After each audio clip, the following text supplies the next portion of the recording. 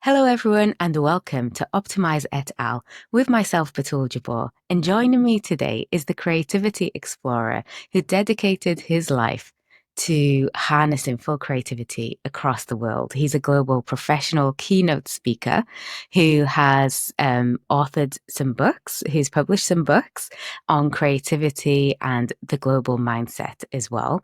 He speaks at maybe 15 to 35 different countries every year and has spoken and given speeches to over 2,000 audiences. So let me welcome Fredrik Haren. How are you today, Fredrik? I am great. It's a beautiful day here in Sweden. In Sweden. So today you're joining us from your home country, right? Yes, correct. Yes, brilliant. So tell me a bit more about yourself, Fredrik. And, this is such an impressive introduction here. You're a creativity explorer and everything. Tell us of where your journey began. Well, I think you did a good introduction, a good summary of my professional life. If I like to explain that it was like a turning point about 10 years ago when I decided to be not a creativity expert but a creativity explorer. And it might sound just like a different choice of words, but to me, so the definition of explore is to venture into unknown territory in order to learn more about it. So an explorer per definition doesn't have all the answers, it has all the questions. An expert has all the answers, and I realized being an expert is boring because you just talk about what you know. But an Yes. explorer wants to learn more. Of course, an expert also wants to learn more, but I mean, if you have an exploratory mindset, your focus is on curiosity and learning more and going where you haven't been before. So that's when I started exploring creativity on a broader scale, so to speak.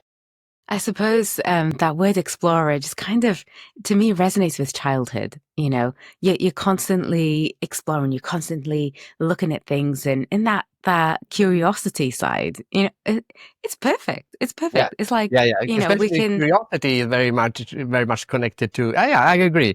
Curiosity, children like to explore. They like to go where they haven't been before, and check out things, just because they want to check it out and stop. They walk into to school and they just stop and look at the leaf. That's a wonderful mindset. Yes, indeed, indeed, indeed. And that's what kind of pushes us to kind of move forward and things like that. You have to remain curious. It gives you that kind of excitement in life. It gives you that, something good is going to happen at the end of this opportunity. And like you say, experts, actually the word experts really does feel like someone is just going to lecture you all day. But you don't really lecture people. You keep it fun, you keep it light, you give us knowledge in such a way that it's a story tell, which is just so capturing, really. Yeah, but I also feel like if you really think about, like, if I don't want to say that expert is bad, because I think if you have an expert mentality and your mission is to help raise the general awareness of the area you're an expert in, then you have a great mindset. But when expert becomes I know the answer and you don't, that is very limiting. Then everybody's just kind of protecting their positions, and I find that quite boring. But I'm also I like to learn from people. I think that's actually this t-shirt is, I wasn't realizing I was wearing it. This is kind of my internal slogan. It says humanity to the power of ideas.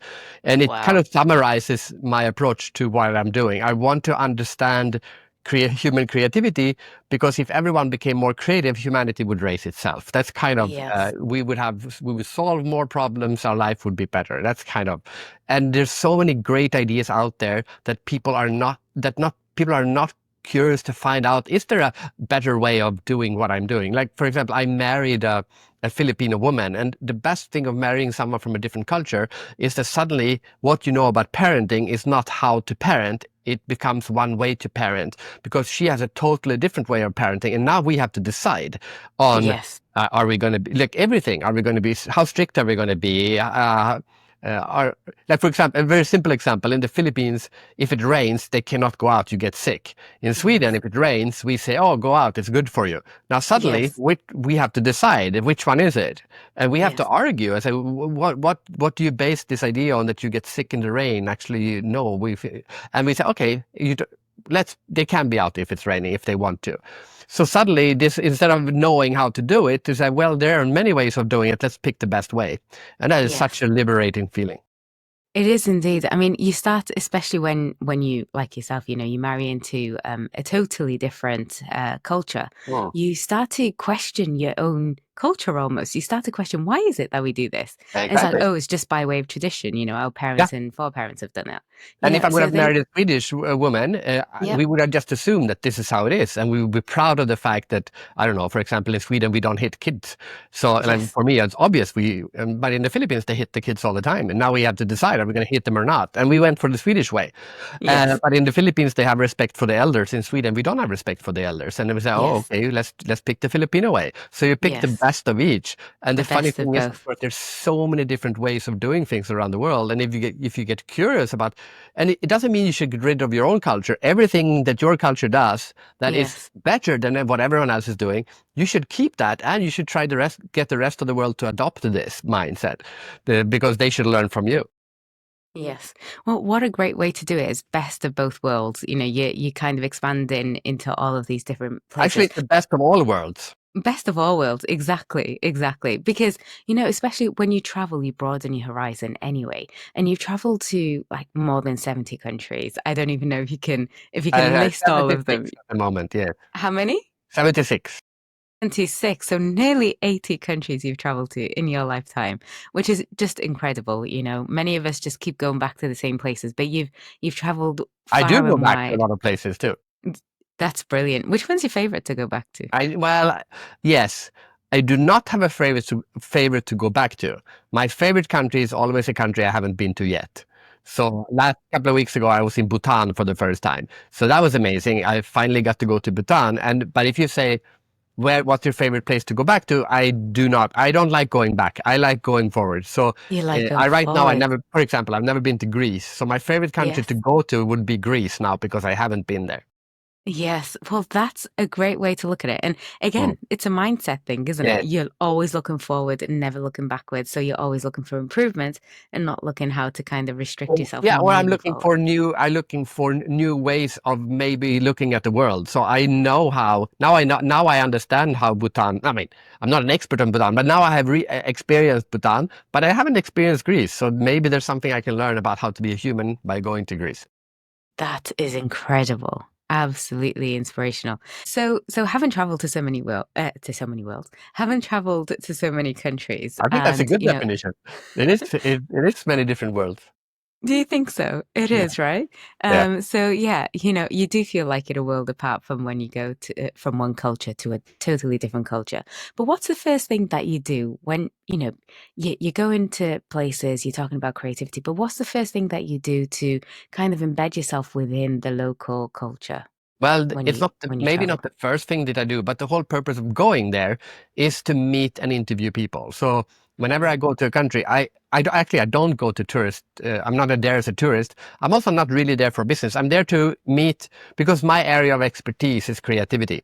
So Yes. I'm there to meet different people to learn about creativity. But I meet all kinds of people. So it can be I don't know, someone who does pottery classes. I was in Ho Chi Minh City and I met with a pottery maker, but I also met with an HR director. I mean, I meet with literally all kinds of people and I want to understand their story. So I once summarized it as I want to understand creativity through humanity, and I want to understand humanity through creativity. So the idea of interviewing, there is a self-serving purpose to go to many different countries, many different cultures, but also many different industries and maybe different kinds of people, because then you meet all of humanity.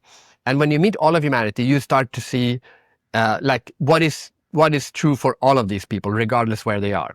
But or also what's special with I don't know chefs or I don't know boat captains or whatever the person I tend to interview is, and I try to mix it up. So my assistant helped me to organize the interviews and contact people, and I said you can't. I don't want to interview three painters in a row. I want one Yeah. painter and then a taxi driver and then I don't know a hotel manager and yeah all kinds of people. Yes, that's incredible because you're not restricting yourself. Like you say, you're not necessarily going to those tourist hotspots and doing things like seeing things from a tourist. You're almost by questioning people, by meeting people and interviewing them, you're getting the best out of it. And that reminds me of a recent visit I had to Qatar. So it was the first time I visited the country. I always wanted to visit, and the best way to see it was not by kind of going around and looking at the buildings and things like that. No, the best way to see it was through the eyes of a national, Yes. Qatari. And having met a couple of them, and they were so inspirational, so welcoming and so inviting and invited us back and everything. And, just meeting the locals and speaking with them and listening to their stories made you know where to go for the best, to feel the Yeah, they will local. take you to the local place, Yeah, or they might even decide to bring you home for, cook a meal for you in their home or something. And exactly. also, especially if you Yeah. meet people who are in your area, like if you are a plumber and you go Yes. to Oman, meet with a Omani plumber, and because suddenly you have something in common, and it's way Yes. more fun. He would Yes. say, let's talk about plumbing, and then you Yes. talk about plumbing for hours, but while you go to his favorite restaurant. That's Yes. such a lovely way to travel. Absolutely. Absolutely. So talking about, you've traveled to 76 different countries now.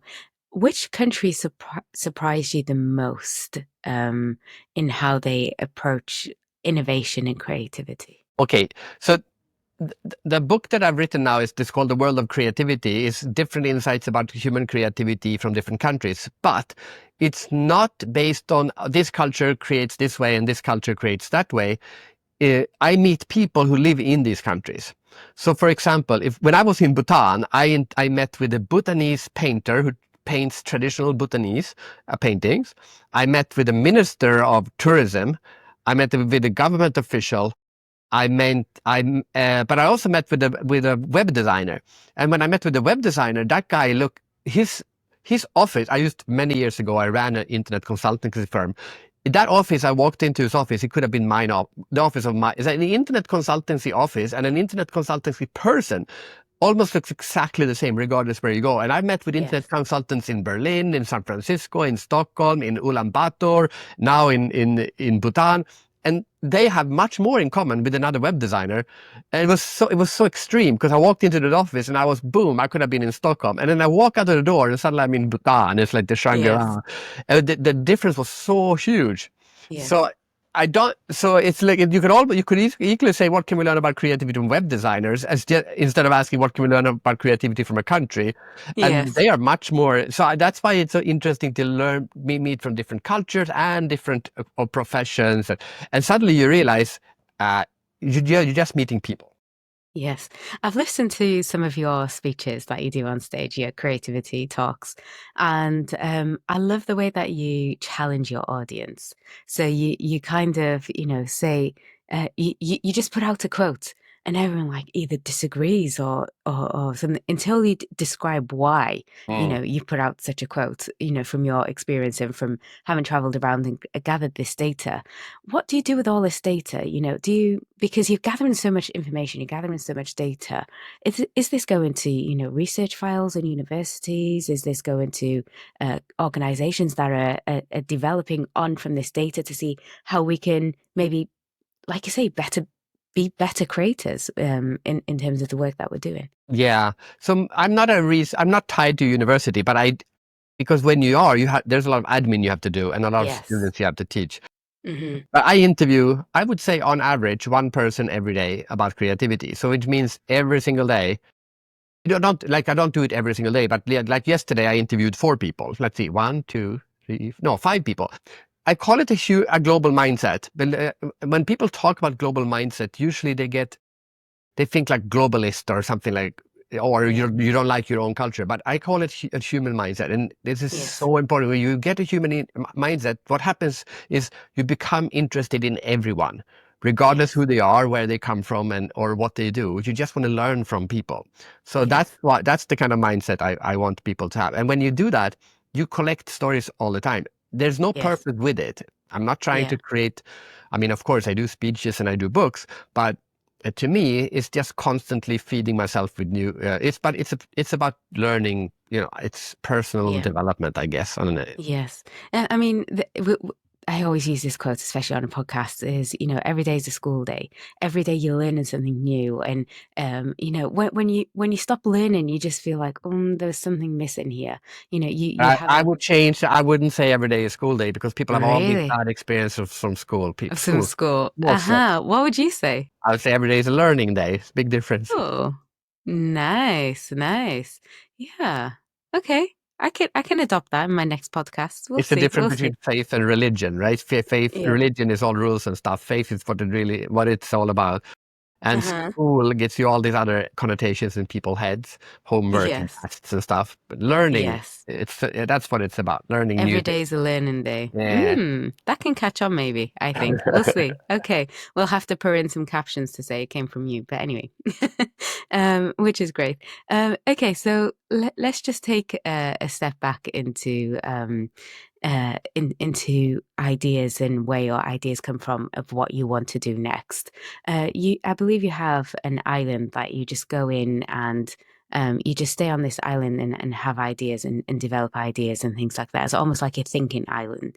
Well, I actually have two islands. So we are Okay. recording this on one island. So you can see Yes. if you Yes. turn it around, I don't know if that will work. You can see that view. Yes. So Yes.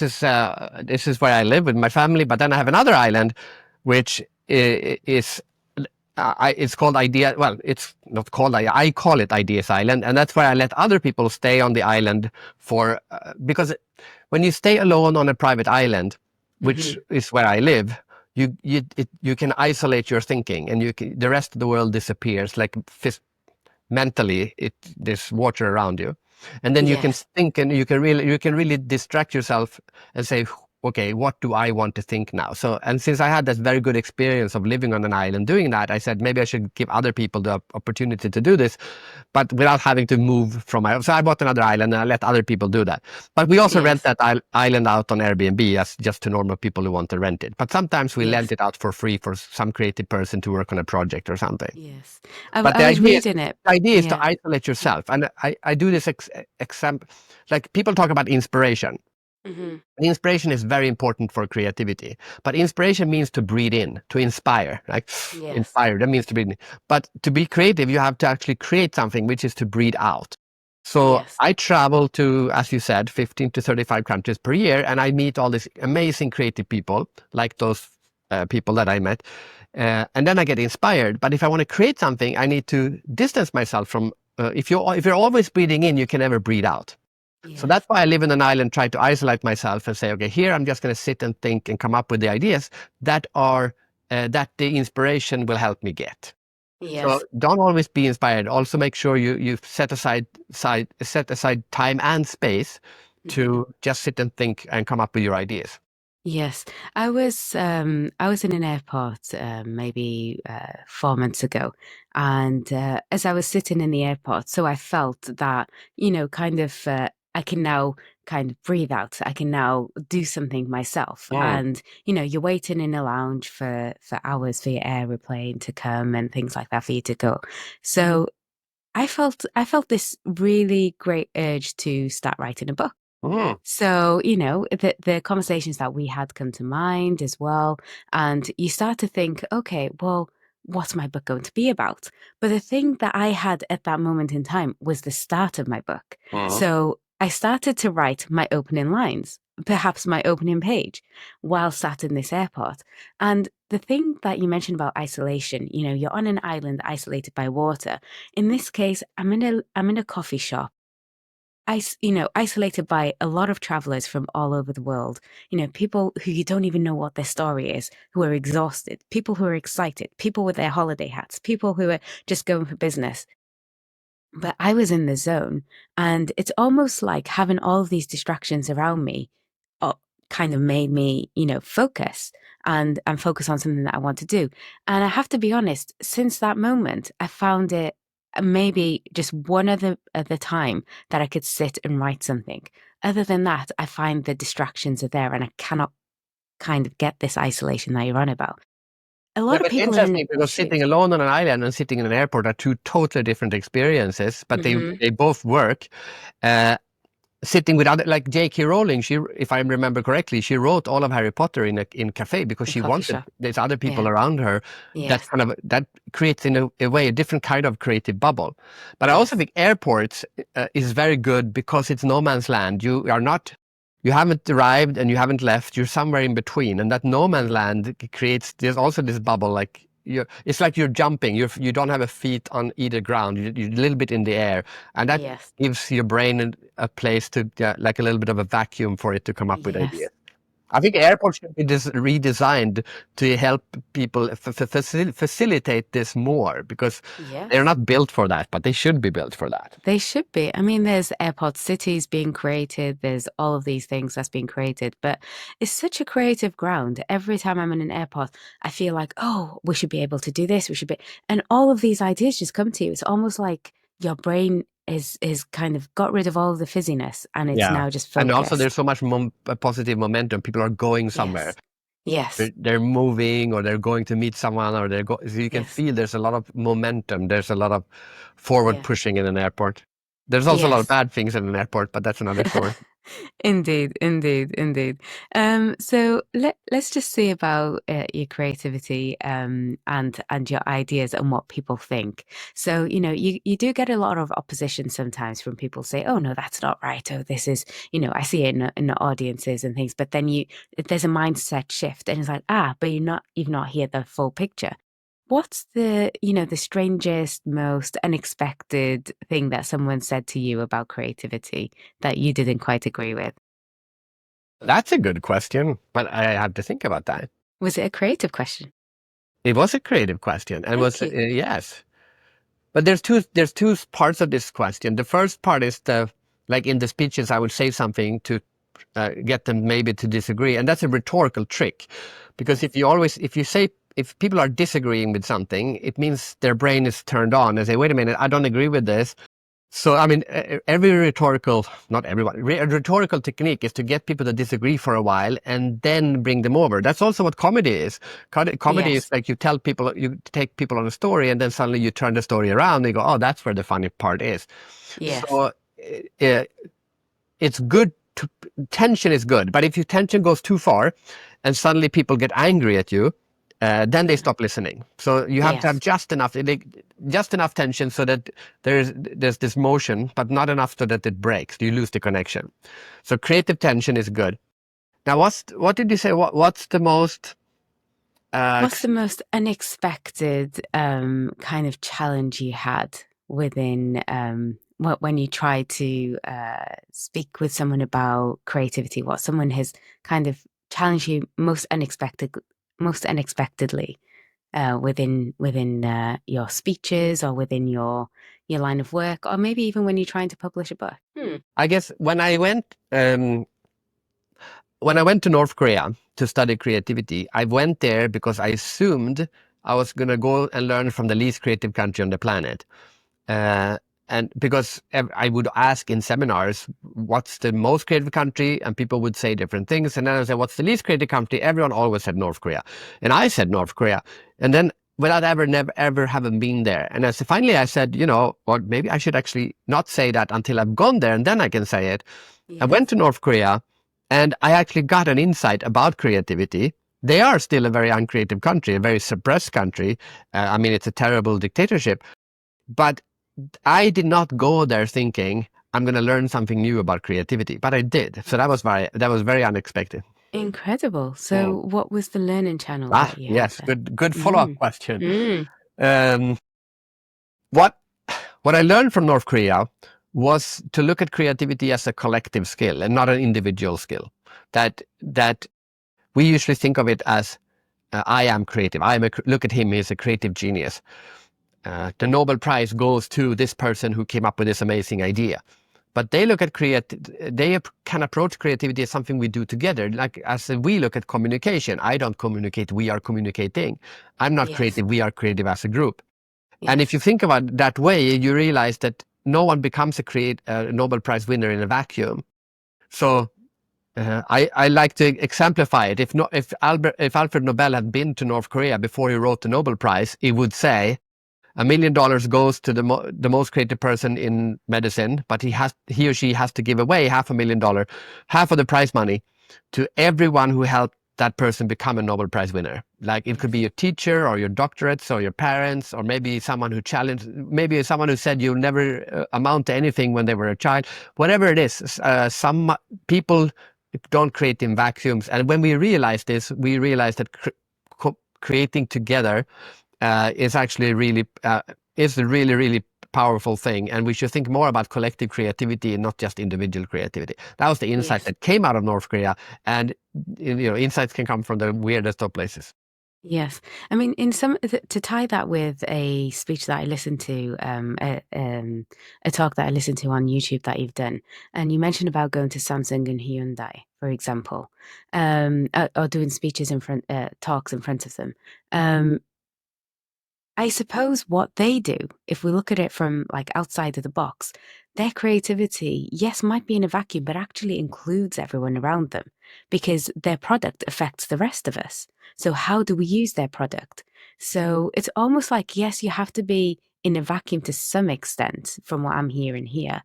To in order to let those ideas flourish, in order to not be kind of I think sometimes when you share your ideas, you're kind of frowned upon, in a way, or restricted. But sometimes we need that vacuum to let out that inner creativity, the explorer, to let out the explorer within us, to be able to capture what you want to do. And then you include and you realize, why am I doing this? Oh, the purpose for it is to produce a fridge, produce a phone, to produce it, and then, okay, well, the customers, whatever, and now I'm including everyone, the customers need to keep their products refrigerated, need to communicate with someone else. They need it to be compact. They need it. So you're starting to look at the themes of request around you without being bombarded by it, essentially, right? Yes, so it's a sweet spot, right? Hmm.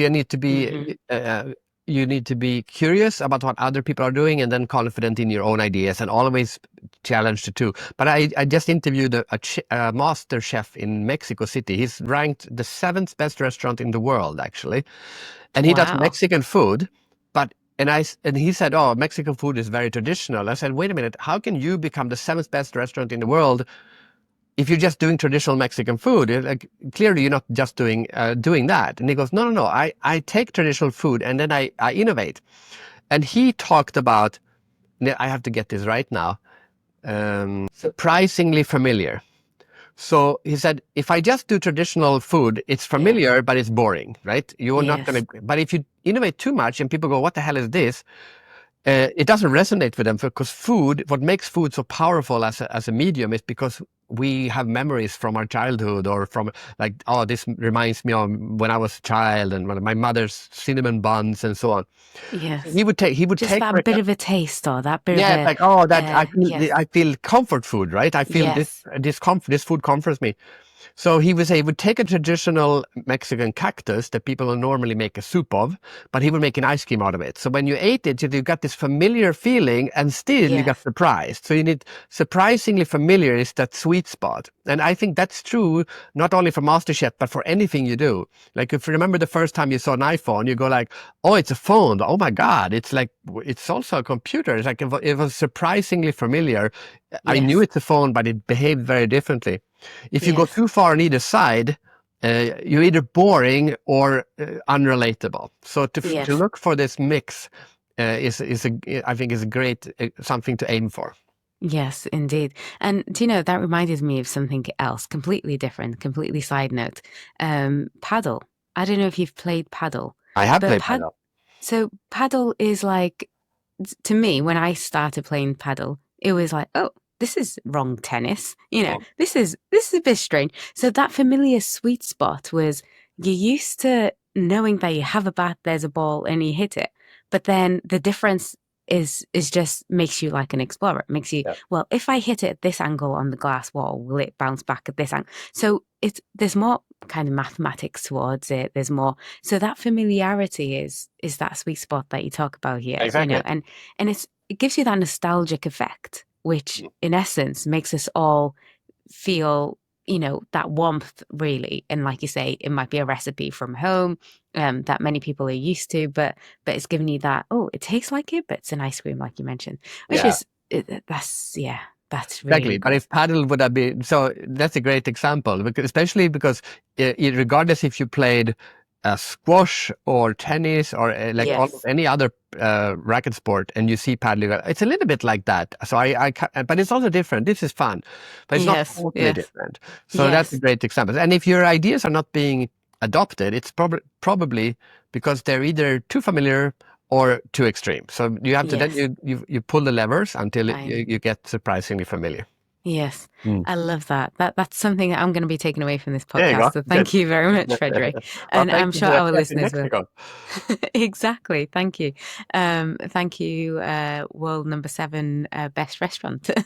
um, well, that's incredible. Okay, so outside of work, which is very hard for me to think of you outside of work because creativity comes everywhere. Creativity is inspiration Mm. to everything. So I've seen your professional side. I've seen you when you came into our practice and you delivered a very quick and impressive talk there. Um, Outside of this work, what's the most non-work thing that you do that you're really passionate about right now? Well, as I said, I live on an island. So, and I used to live in Singapore for almost 20 years. And then we moved back a couple of years ago. We moved back. So we used to be this island used to be a summer vacation. I mean, a summer home. And now we have turned it into, I mean, we live here 10 months, not January and February, but 10 months a year we live here. And so they're totally different. I mean, everything needs to be insulated, and water cannot freeze. And suddenly, so to turn this in from a summer house to a permanent home has been a project that is still not finished, but it's almost finished. It's very Oh, close. nice. Not, I mean, a house is never done, but suddenly Hmm. I'm now doing the fine tuning, like when you when you bake a cake and you put strawberries on. I'm on that. Yes. This morning I was moving a bench from one place on the island to another place on the island, which is such a tiny thing compared to the huge things we've done before. But it Yes. changed. Like, this is where the bench should be. I moved it Yes. 50 meters, but this is where the bench should be. I'm doing this fine tuning things at the end. It's so Yes. rewarding. And this is true Absolutely. for all. It's like when you write a book and you're doing the final editing. It's Yes. also very reward. Any creative work, when you do the final editing at the end, Yes. is I don't know, maybe my favorite part of a creative process. Not the big Yes. aha moment, but the final tweaks. It's Yes. lovely.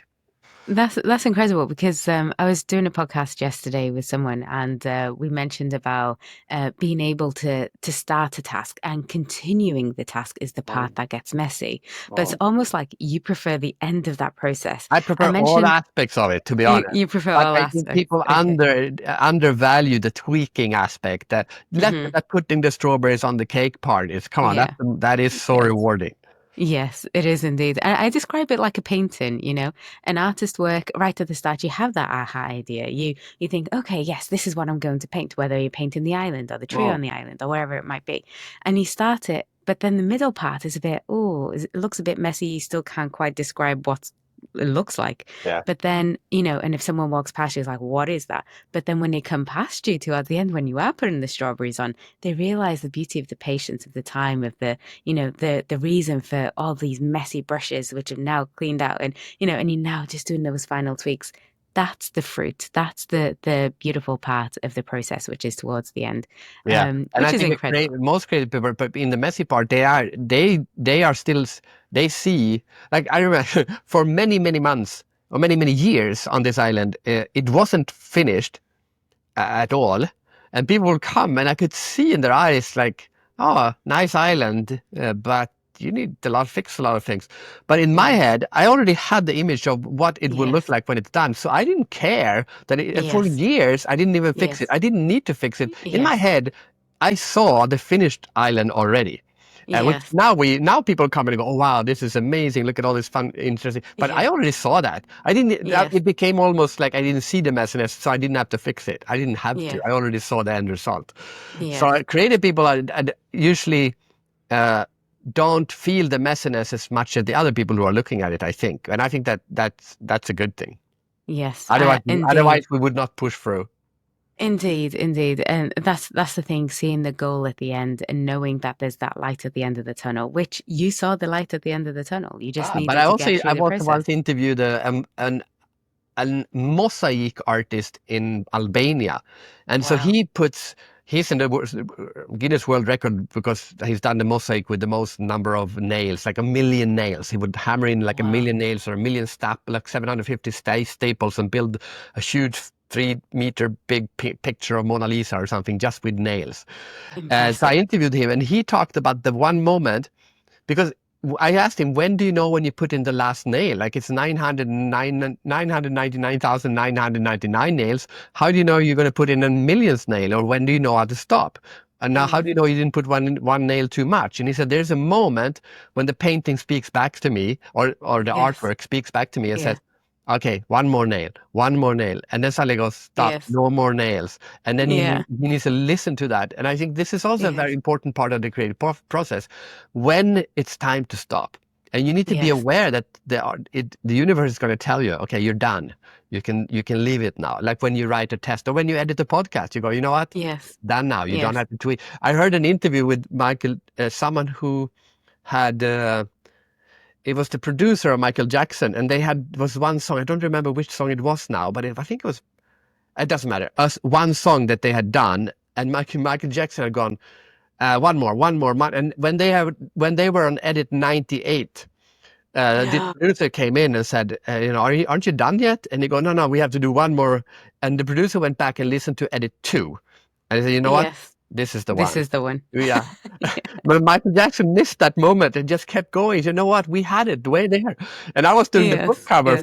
for the book, the World of Creativity. We're doing the book cover and doing cover design after cover design after cover design. And finally, we didn't get it. And finally, we had this idea, because Yeah. the book cover is the table of content is on the Yeah. front cover. So you don't, we tell the whole story of the book on the cover. And In we the had that front. a Yeah. big idea. But then we Yes. tweaked that and tweaked that and tweaked that and tweaked, and it wasn't good. And then finally we did one thing. We put one thing in one word or two word, no, 3 words we put in white instead of in a different color. And we just said, yeah, that's it. We're done. That's And it. we just, It's both done. of us, the designer and me, said, that's it. We're done. And we just sent the Yes. cover away. So that Yes. moment is beautiful. That moment when Incredible. the world tells you you're done with this project now. Yes. Go to the next Incredible. one. Well, before we do end this podcast, though, I do want to ask you just a couple more questions. Maybe just one more question, and then we'll get into a There you fun go. part as we wrap up. You have the book that you've created previously, with which is not a notebook. It's not a book. It's an idea book It's almost. yes. So tell us a bit more about how that idea came about. Yeah, it is called the idea book, and it's 50% book, 50% notebook. And the idea is that when you read, it's a book about how to become more creative. And then there's an empty page or 2 empty pages for you to actually write down your ideas. And at the end of the book, you have created a book full of your own ideas, inspired by my thoughts about ideas. And the big thing with this is that I was able to sell 250,000 copies of this book self-published, because I sold it as a notebook to companies instead of a book, because the Yes. book buying budget is very small, the notebook, the stationery budget is very high. So that's the Yes. creative idea here. But the funny the funny thing with this idea is, when I wrote the book, I didn't have this idea. I wrote the book, and I had a book was about 150 pages, but I had someone who had bought 400 copies. I needed to be done in August. That was the thing. Yes. And in August, I had a really good book, but it was very thin. And I said to my girlfriend at the time, it's amazing. It's a great book, but it's too thin. What the hell am I going to do about it? I need to print it next week. And I did. So I said, I know, I'm just going to put some white pages in the back to make it look thicker. So it was not, I didn't have that brilliant idea at the time. It was just panic to get, to be able to Yes. get the book out. But then when the book came out, I saw, wait, this is actually very good. But what if I move the white pages throughout the book? And that's when I realized, oh, this is great. And when I Yes. had done that, I realized, wait, now I can sell it as stationery. That idea came much later. So it's Yes. important to realize that with great ideas, they usually don't come like one big boom, like an They explosion. develop It can overnight, also be like a over group of time. Chinese fireworks, like a lot of Hmm. small explosions that create an equally big impact. Yes. So it's important to understand that don't just wait for that big idea, also wait for all those small ideas. Yes, that's incredible because to me, I thought it all came at once, Yeah. looking at it from the outside. No, it But looks that's like I had this incredible. brilliant idea concept from the Yeah, beginning. I didn't, yeah. but I Hmm. saw those small ideas come and wait a minute, what if I do this? You could in a way argue that I was also tweaking. I think tweaking is the Yes, lesson of this podcast. yes. Appreciate tweaking, go all in on tweaking. Exactly, exactly. So tweaking your ideas, but also under pressure. So it seems like, you had the challenge of you needed to produce this book, but it was too thin, and then you added the pages at the back. That was. And under pressure, sometimes we think of things because you're constrained. You have to really think of things. You don't have time to kind of sit back and relax and think about, oh, what can I do here? You have to do it. There's nothing. It's almost like you've got guests coming over, they're knocking the door and Yeah. you've burnt the food. What are you gonna do? You got to think of something super quick before you present them with it. So it's Yeah, but that's important because when you look at when do people have good ideas, it's when they are yeah, totally not stressed, when there's not a deadline, yes, when they're sitting on the beach. So how can it yeah, suddenly be that you get great ideas when you're under a lot of pressure? Well, exactly. both is true. So creativity Yeah, is a lot of paradoxes. So you have Apollo 13. Uh, oh my God, the oxygen tank exploded. We need to fix it. A lot of pressure, and they became very creative. Or yeah, walking in the park with no pressure at all, and suddenly you have a great yes, idea. Both are yes. true. So Both are creativity true. is full of creativity is sitting by yourself or being together with other people. It's a lot Yes. of paradoxes in creativity, and you should just embrace the paradoxes. Indeed, indeed. And I think my lesson as well from this is don't restrict yourself. Don't think and wait for that vacuum time. Don't think and wait for being around people and surrounded by ideas and Mm. and trying to capture and explain those ideas to understand your own ideas better, but to make use of everything and your ideas will come and flourish together, Yeah. hopefully, and come to place, which is great. It's a great point for me because, a lot of the work that I do, whether it's creative, whether it's something just to get something out of the door, those tweaking makes it more adjust those tweaking and adjusting makes it more kind of related to what the purpose of that particular idea or development path will be. So that's great. Okay, let's get into a rapid fire round now. Oh, I love those. So I'm going to ask you certain things and then you have to say it really quickly Yeah, in terms of options. okay, go for it. Okay? Is it yes or no or one word? Okay. Different ones, Sure. different question. Okay. I don't, you know me, Frederick, by now. I don't like to give away the questions. Okay, sure. So, okay. So is it PowerPoint or whiteboard? Oh, I say PowerPoint then. PowerPoint. Oh. City you could live in forever. Okay, I'll say Singapore then. Yeah. I I love lived it. in I love Singapore it. for 20 years For and that was 20 amazing. years. I could live there forever. Yes, It's a yes. great city. Okay. Biggest myth about creativity. That only some people are creative. That people are Oh, good creative or one. not creative. Good one. What would you say? Everyone is creative. It's like a spectrum. Some people are super creative, some people are less creative, but also creative people are different in creative ways. Like Edison and Mm. Picasso had very different kinds of creativity, right?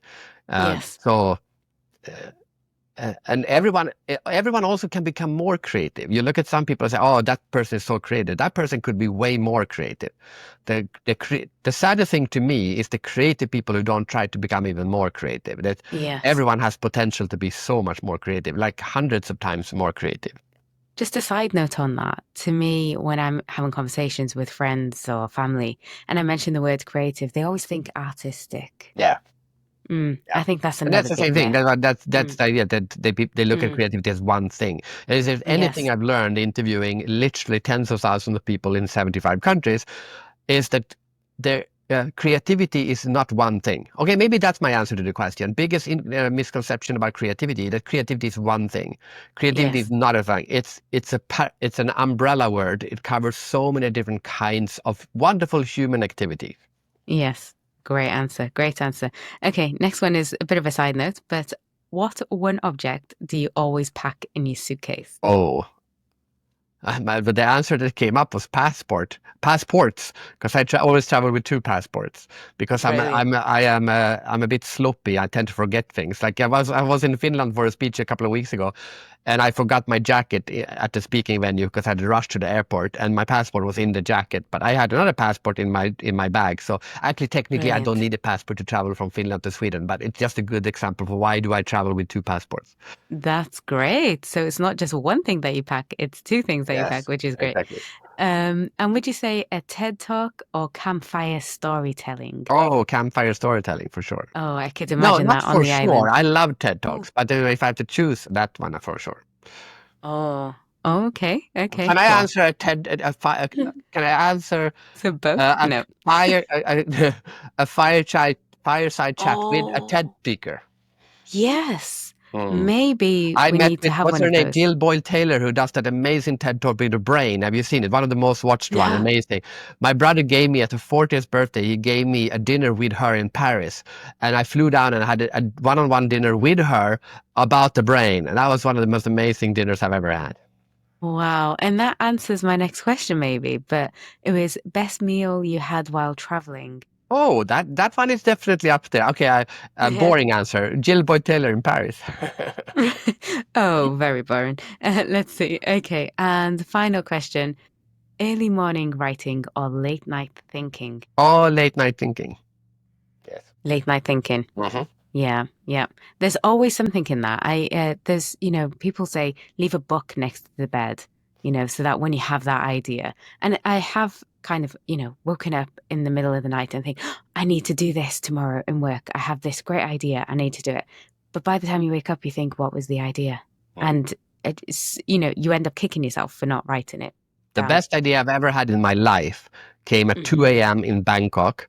And I woke up from a dream. I dreamt a whole movie. I had, like, the characters, the name of the characters, what they looked like, the storyline, everything. I woke up and I did write it down, and that became a novel. Impressive. And Really? yeah, like 15 years later or something, I published it. It's called The Unvisible. It's a story about invisible human beings.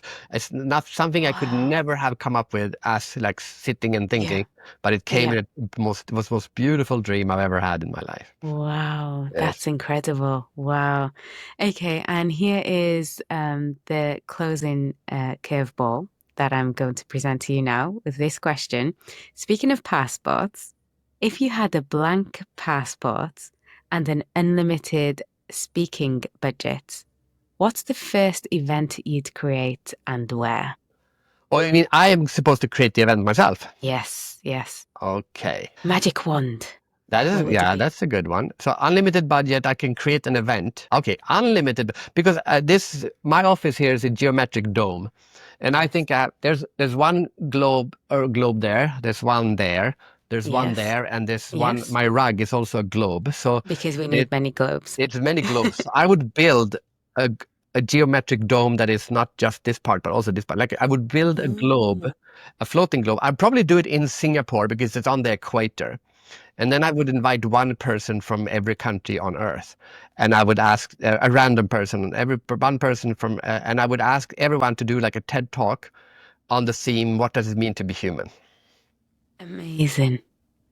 Amazing. What a great It would answer. be like 201 speeches on the topic, "What does it mean to be human?" And it would be different kinds of people. One would be a schoolgirl, one would be a professor, one would be an anthropologist, and whatever. And Yes. they've all speak. Yes. It's kind of very similar to TED, but still, it would be a TED with a top with a theme. And it would be done in that globe. It's kind of like the one they have in Las Vegas. Yes. If I Oh, don't have such a big amazing. budget, we can do it in the Las Vegas one. I'd rather Yes. build it on the equator because that maybe in Ecuador, in Quito, it's exactly on the Mm. equator. Oh, now I wonder who's listening to this podcast is going to come and help you do this, and Exactly. achieve this. That's an incredible way to end this podcast with yourself today, Fredrik Haren. You've been amazing. You've been inspiring. I'm going to take away many things from this podcast, and I'm sure many of our listeners will do today. Hope the sun keeps on shining where you are today, and enjoy your day. And I hope that the book will come out and be as successful as your previous books with Thank your you very much. great genius ideas. So would you like to leave the audience and the listeners today with any particular comment or thought? Okay, let me end with this, that the world needs to meet more halfway, but the world also needs people to go more to the extremes, just to prove that creativity is always a paradox. Exciting, exciting. Definitely, I think we need to kind of meet in the middle, but also try to push the boundaries to get more Explore. out of what we need. Explore.